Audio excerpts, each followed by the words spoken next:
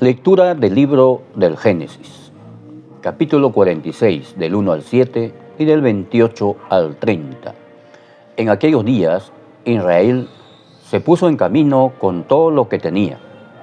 Llegó a Beerseba y allí ofreció sacrificios al Dios de su padre Isaac. Dios dijo a Israel en una visión nocturna: Jacob, Jacob. Respondió: aquí estoy. Dios le dijo: yo soy Dios, el Dios de tu padre. No temas bajar a Egipto, porque allí te convertiré en una gran nación. Yo bajaré contigo a Egipto, y yo mismo te haré subir, y José te cerrará los ojos. Al salir Jacob de Beerseba, los hijos de Israel hicieron montar a su padre con los niños y las mujeres en las carretas que el faraón había enviado para transportarlos. Tomaron el ganado y las posesiones que habían adquirido en la tierra de Canaán y emigraron a Egipto. Jacob y todos sus descendientes, hijos y nietos, hijas y nietas. Llevó consigo a Egipto a todos sus descendientes. Jacob envió a Judá por delante, a donde estaba José, para preparar el sitio en Gosén. Cuando llegaron a Gosén, José hizo enganchar la carroza y se dirigió a Gosén a recibir a su padre. Al verlo, se le echó al cuello y lloró abrazado a él. Israel dijo a José: ahora puedo morir, después de haber contemplado tu rostro y ver que vives todavía. Palabra de Dios. Estimados hermanos, este pasaje del libro del Génesis nos llena de emoción. ¿Cómo habrá sido ese encuentro entre José y su padre Jacob? Pues capítulos anteriores, los hermanos lo habían vendido como esclavo y habían hecho creer a su padre que una fiera salvaje lo había despedazado, lo habían encontrado solamente su manto y lo habían entregado a su padre. Pues el papá Jacob vivía con pena, ¿no? Como todos los papás cuando pierden un hijo, no hay un nombre para ello, ¿no? Por ejemplo, el hijo pierde al papá, se le dice huérfano. La esposa pierde al esposo, se le dice viuda, o viceversa, se le dice viudo. Pero ¿cómo se le llama cuando un papá pierde un hijo? Es duro, es fuerte, ¿no? Por eso hay que acompañar siempre a aquellos padres, a aquella mamá, a aquel papá que pierden un hijo, ¿no? Es duro, hermanos. Siempre debemos acompañar con nuestras palabras de aliento, con nuestras oraciones, dándoles ánimo, ¿no es cierto? Aunque ellos la procesión lo llevarán por dentro, ¿no? Y por eso también uno de los efectos de este terrible crimen que se realiza en el vientre materno es terrible y queda marcado no solo en la conciencia de la madre, sino también de todos los que han participado en ello. Y la mamá, en muchos casos, que dicen: no puedo dormir, tengo ansiedad, tengo depresión. Dicen: cuando veo un niñito, pienso que mi hijo ya tuviera tal edad, ya estuviera corriendo aquí, caminando, jugando. Hermanos, es terrible, ¿no? Es terrible. Tú y yo tenemos siempre, primero, hacer las cosas bien y enseñar a nuestros hijos que hagan las cosas bien. Que no metan la pata, como se dice popularmente, ¿no? Para eso tú como papá, como mamá, tienes que sentarte y hablarle las cosas claras, ¿no? Y luego también dar ejemplo, ¿cierto? Dar ejemplo. Los hijos necesitan un matrimonio, un hogar sólido, no un hogar separado, dividido, no, sólido. Por eso los problemas se pueden solucionar con diálogo y no esperar que los problemas abunden, no. Todos los días hay que dialogar, hay que conversar, hay que decirse las cosas y también dejarse corregir, ¿no es cierto? Y ambos tienen que sentarse a hablar, saberse escuchar. Aquí es un punto importante. Escuchar para entender, no escuchar para responder. Saber escuchar para entender. ¿No te causa una emoción grande al escuchar ese abrazo que se dan José y su padre Jacob? Esos dos corazones latían a 1000, ¿no es cierto? A 1000. Hermanos, esta es una gran lección para nosotros. Una gran lección. ¿Y cómo habrán contemplado sus hijos, sus hermanos, no? ¿Qué habrán pensado en ese momento? Quizá algunos trágame tierra, ¿no? Otros profundamente compungidos, muy arrepentidos por lo que le hicieron a José, ¿verdad? Pero Dios, de las cosas malas, saca cosas positivas, ¿cierto? Dios nunca abandona a su pueblo, nunca nos abandona. Por eso no nos alejemos de Dios. Muchas veces decimos, Dios me ha abandonado. No, somos nosotros los que nos hemos alejado cuando le damos la espalda cometiendo pecado. Por más que vayamos a la iglesia, por más que recemos, por más que nos golpeemos el pecho, pero estamos en pecado, estamos abandonando a Dios. ¿Qué tenemos que hacer? Pues ir al sacramento de la misericordia, al sacramento del perdón. Entonces el Señor allí nos dará también un abrazo interminable, así como Jacob le da a su hijo, un abrazo.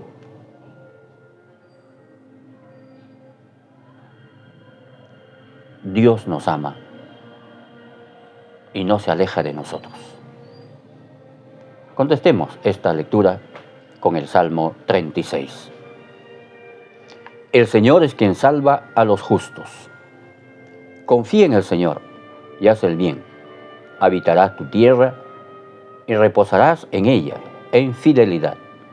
Sea el Señor tu delicia y Él te dará lo que pide tu corazón. El Señor es quien salva a los justos.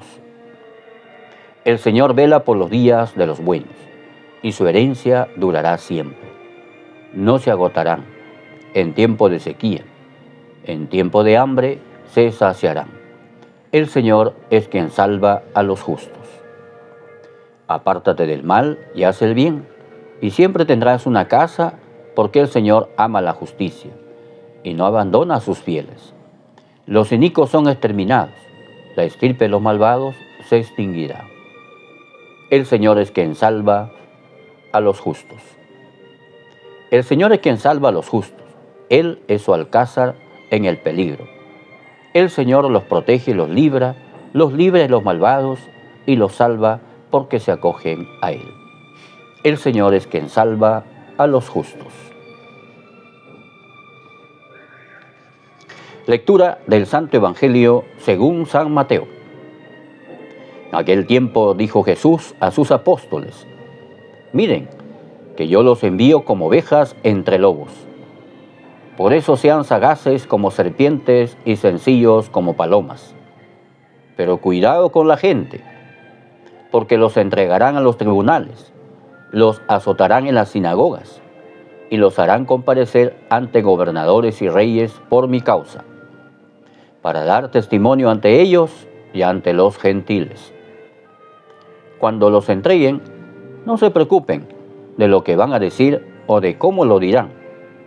En aquel momento se les sugerirá lo que tienen que decir, porque no serán ustedes los que hablen, sino que el Espíritu de su Padre hablará por ustedes. El hermano entregará al hermano a la muerte, el padre al hijo. Se rebelarán los hijos contra sus padres y los matarán. y ustedes serán odiados por todos a causa de mi nombre. Pero el que persevere hasta el final se salvará. Cuando los persigan en una ciudad, huyan a otra. En verdad les digo que no terminarán con las ciudades de Israel antes de que vuelva el Hijo del Hombre. Palabra del Señor. Gloria a ti, Señor Jesús. Antes de comentar un poquito el Evangelio de hoy, pues recordemos que hoy en la iglesia celebramos la memoria de San Benito Abad. Es el padre de la vida monástica de Occidente. Nació en el año 480. En el año 480.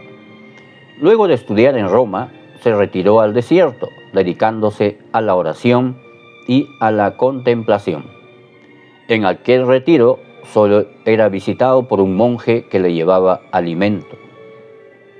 Junto a un grupo de cristianos que compartían sus mismos anhelos, fundó un monasterio, dando así inicio a la orden benedictina. Para él y sus monjes redactó una regla de vida vigente hasta hoy. Murió en el año 547. Le pedimos a San Benito que interceda siempre por nosotros. Hermanos, este Evangelio que hoy hemos proclamado es bastante duro, sobre todo para nosotros los discípulos, porque el Señor ya nos está advirtiendo que nosotros los seguidores no la vamos a pasar bien. Les dice, miren que yo los envío como ovejas entre lobos, como ovejas, es decir, le está enviando, es decir, vayan con mucha paciencia, ¿no? Vayan con paciencia, vayan con fe. Pero ojo, como diciendo, ¿no? No lleven espadas, lleven la paz, lleven el Evangelio, lleven la buena nueva. Y se van a encontrar con lobos feroces. Es decir, se van a encontrar con gente que no los va a querer, que no los van a recibir, sino todo lo contrario, los van a perseguir. ¿Es duro o no? Y en la realidad eso pasa, ¿sí o no? Empezando por la familia,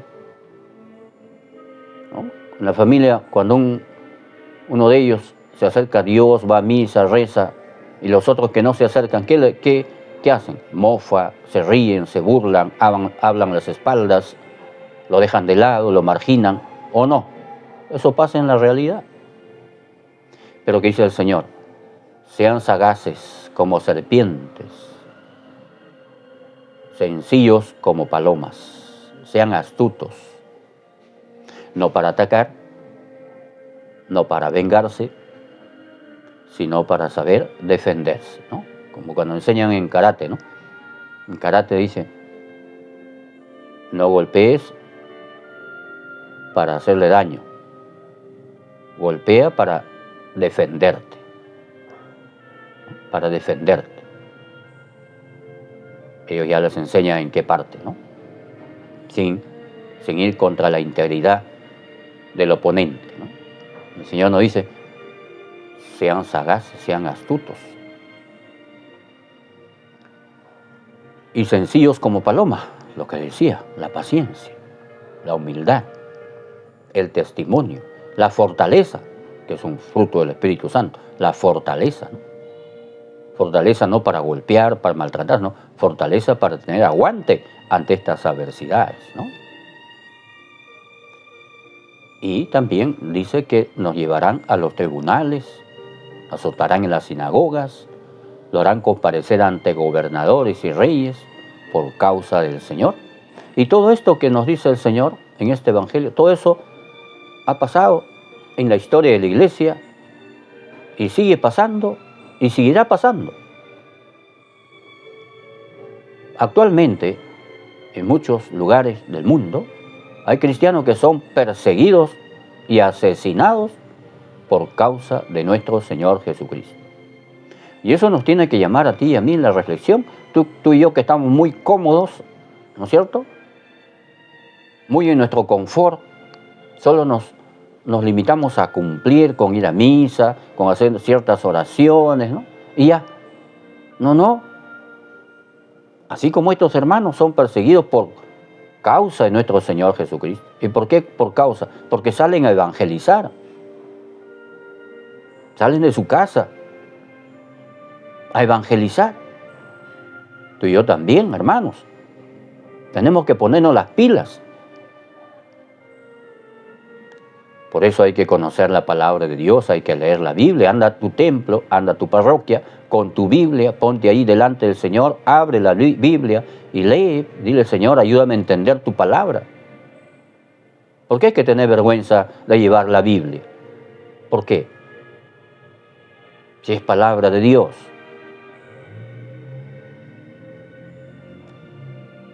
Pues todo esto que el Señor dice sigue pasando, ¿no? Que también dice, cuando los entreguen, no se preocupen de lo que van a decir o cómo lo dirán, porque el Espíritu de vuestro Padre hablará por ustedes. Así es. Por eso siempre hay que meditar la palabra de Dios, para que en su momento no hablemos nuestras ideas, sino la palabra de Dios. Y va saliendo, ¿no? Naturalmente va saliendo, porque es el Espíritu quien va a venir en nuestra ayuda, en nuestra defensa. Y también dice que en la misma familia habrá persecución. El hermano entregará muerte a su hermano, o el padre a su hijo, o su hijo a su padre. Si leemos, estudiamos la vida de los mártires, esto se cumple. Un hermano que era pagano se enteraba que su hermano se había convertido a ser cristiano, lo denunciaba ante las autoridades, lo apresaban y lo martirizaban. Eso ha pasado. Y hoy en día también, repito, quizá no lo lleven a los tribunales, pero la misma familia, ese cristiano, católico, ¿no es cierto? Somos cristianos, ¿eh? Somos cristianos, nosotros somos los verdaderos cristianos. Ese cristiano sufre en su propia familia, ¿no? Sufre. Tanto rezas, tanto vas a la iglesia, ¿qué te crees? La santita, el santito, ¿no? Mejor que el cura te mantenga. Tantas frases hirientes, cuando más bien debe decir, caramba, esta persona va por el buen camino, yo también voy por ahí, ¿no? Pero a veces, pues, el mismo diablo está en la familia, ¿no? Ahí poseído en diversas personas, ¿verdad? No es el hermano, esa persona quien está hablando, es el diablo que está hablando a través de esa persona. Por eso siempre, hermanos, hay que llevar agua bendita a la casa. Siempre. Hay que estar protegido y andar también con el rosario bendecido. No solo llevarlo, sino hay que rezarlo, ¿no? Hay que rezarlo. Y el Señor dice por último, el que persevere hasta el final se salvará. Ahí está, la perseverancia. Como dice Santiago, con vuestra perseverancia salvaréis vuestras almas. Así que, hermanos, como cristianos tenemos tarea. Nos está enviando el Señor. Salgamos, tú y yo, a evangelizar. No tengamos miedo. Empecemos por la familia, por las amistades. De repente eres padrino, madrina. ¿Dónde están los ahijados, no? ¿Dónde están tus hijos que han hecho la primera comunión, que han hecho la confirmación?